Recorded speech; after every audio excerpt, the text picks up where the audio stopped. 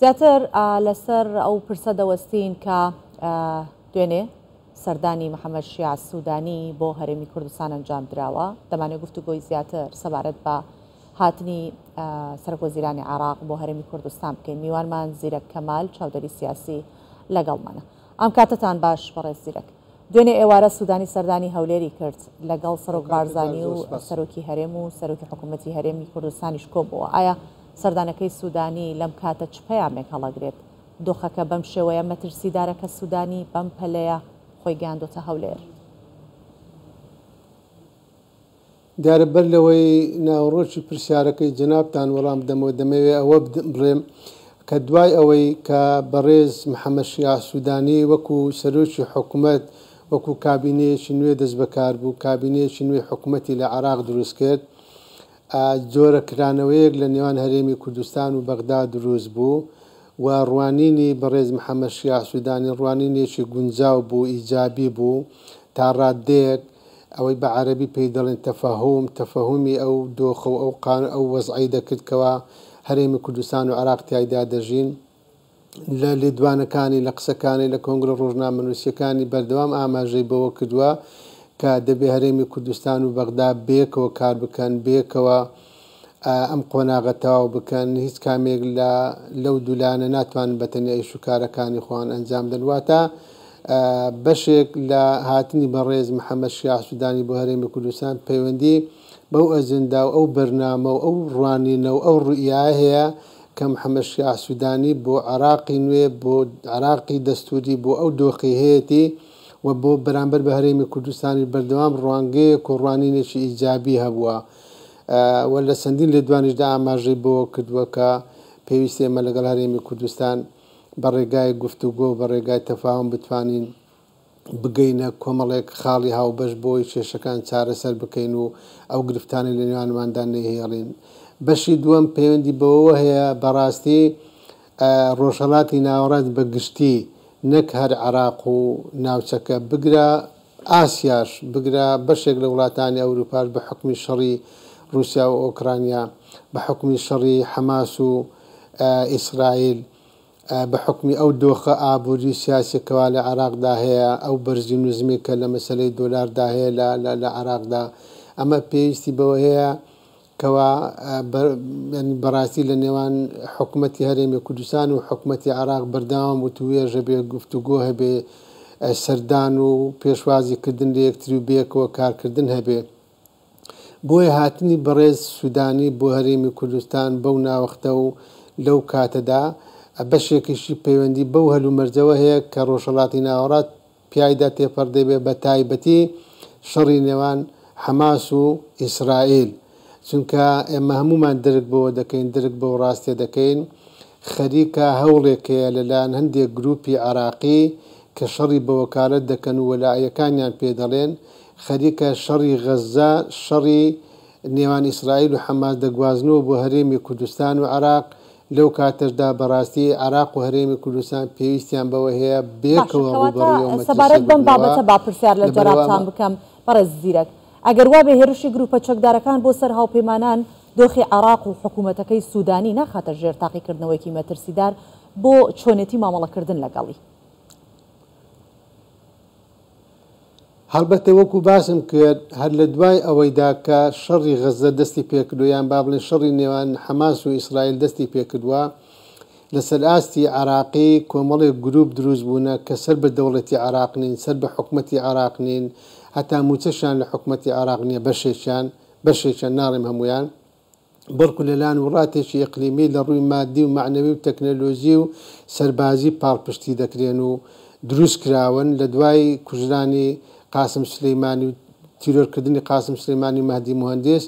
کۆمەڵی گروپی چەکداری بەناوەلایەکان دروست بوونە لە عێراقدا کە ڕاستەخۆ سەر بە وڵاتێکی ئیقلیمین. ئەمانن ئێستا کەوا ڕۆژانە لە هەرێمی کوردستان و لە عێراق و لەو شارانە و لەو شوێنانێکەوە پێگە و بارەگاکانی وڵاتە یەکگرتووەکانی ئەمریکای لێ، هێزە سەربازەکانی ئەمریکا لێ بە درۆن و بە چەشی جۆرا جۆر بردومانی هێزەکانی ئەمریکا دەکەن. ئەمە بەڵێ مەترسێکی زۆر گەورەیە. وەکو باسیشم کرد هەوڵێکە بۆ گواستنەوەی شەڕی غەزە بۆ هەرێمی کوردستان و بۆ عێراق. لە کاتێکدا لە هەرێمی کوردستانیش و لە عێراق کۆمەڵێک هەلومەرج و دۆخ و وەزعێکی ئابووری سیاسی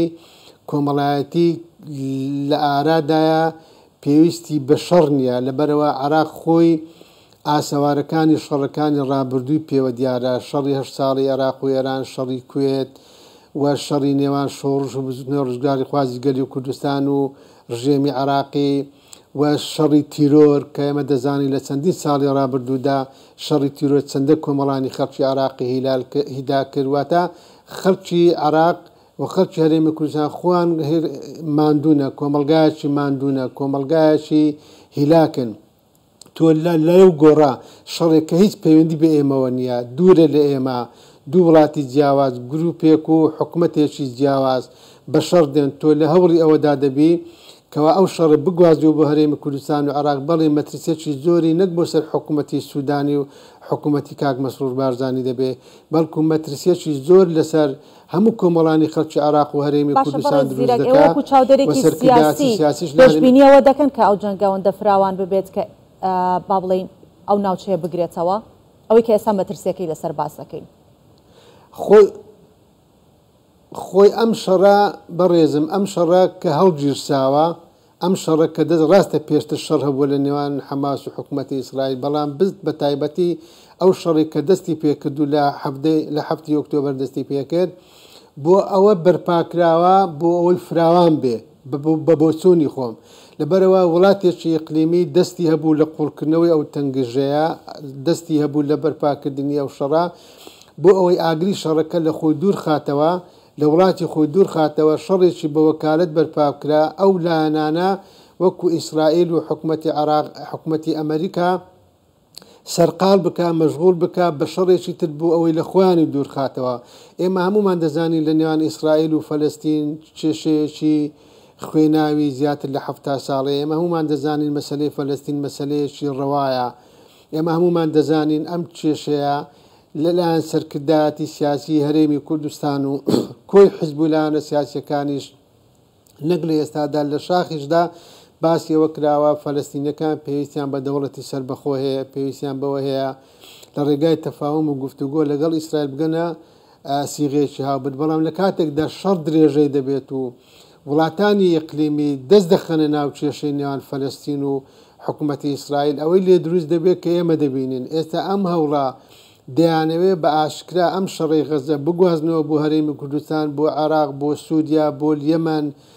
بۆ لیبیا بۆ زۆر وڵاتانی تر بۆی وڵاتێکی ئیقلیمی مەبەستێتی شەڕەکە لە خۆی دوور خاتەوە شەڕێکی بە وەکالەت بکە بۆی خەڵکی پێوە سەرقال بکە بۆیە من پێم وایە و ئەرچی سەرشانی حکوومەتی هەرێمی کوردستان و حکوومەتی عێراقیشە بە بەرنامەیەکی هاوبەش بە پاڵپشتی کۆمەلگای نێودەوڵەتی بە هەموو شێوەیەک هەوڵ بدەن مەترسی ئەو شەڕە لە وڵاتی ئێمە دوور بخەنەوە لەبەرەوە ئەگەر بێت و ئەم شەڕە بگوازرێتەوە بۆ ئێرە زەبرێکی گەورەی باشە بەڕێزیرەک بچین لەسەر لایەنە سیاسیەکان لە ناوخۆی هەرێمی کوردستان سەبارەت بۆەوە پرسیار لە جەنابتان بکەم کە لایەنە سیاسیەکان لە ناوخۆی هەرێمی کوردستان ناکۆکن ئاڵۆزیەکانی ناوچەکە پێویست ناکات کە لایەنەکان بە پەیوەندیەکانیان بچنەوە لە کاتێکا کە بینیم ئاڵۆزیانە لە ناوچەکە هەیە دیارە من چەندین جار لە کوردستان 24 لەو کەناڵە بە ڕێزەی ئێوە چەندی جار تاکیدم لەوە کردوتەوە ڕێی خەڵکێکی یەکجار زۆریشە لە نووسەران و ڕۆشنبیران و چاودێرانی سیاسی ئێمە پێویستیمان بە بەیەکەوە کارکردن هەیە لە هەرێمی کوردستان مەترسی زۆر لەسەرە هەڕەشەی زۆر لەسەرە هەڕەشەکان سیاسینە ئابوودینە ئیقلیمینە جیهانینە ناوخۆینە